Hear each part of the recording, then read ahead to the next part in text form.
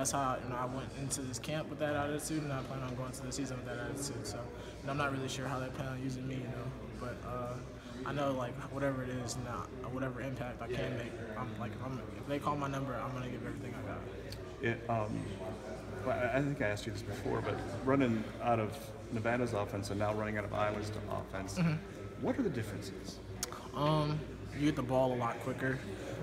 Coming out from the pistol, you kind of get the ball. You get the ball, earlier than here, and the reads are a little different, and the aiming points are a little different. So that's been the biggest difference. They still run inside zone, outside zone, but the reading and aim points are different, and where you get the ball is different. So that's been, that was the hardest thing to really pick up on at first. But after learning the footworks and things like that, it was a pretty smooth transition.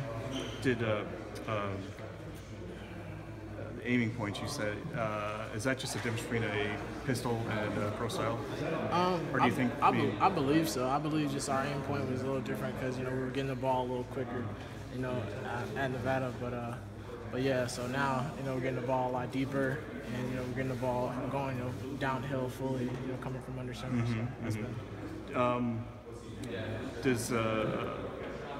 What are some other differences between Nevada and Iowa? I mean, you get here and it's a Big Ten school and it has all that stuff that comes with it.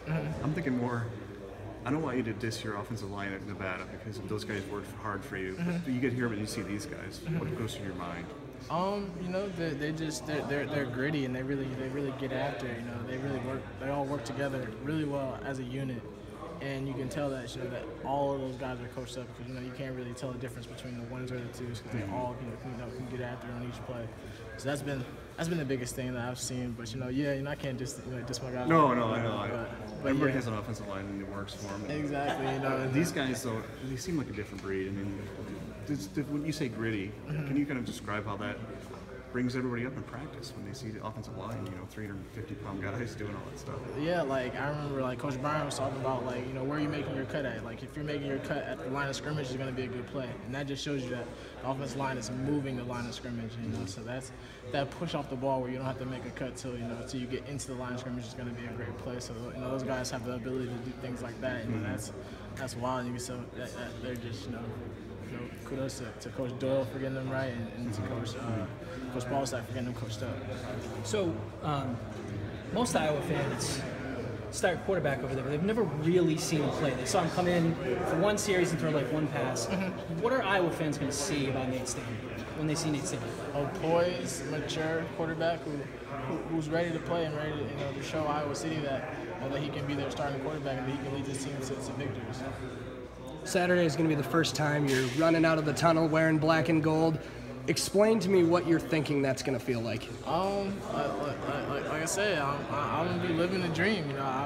I've dreamed it, and now I can finally go out and do it. We practice a swarm, and you can tell how crazy it's going to be. I still ask some of the guys is there really going to be 70,000 people out there? When we come out of the tunnel, they say yeah, and it's going to be the loudest you ever hear it, but.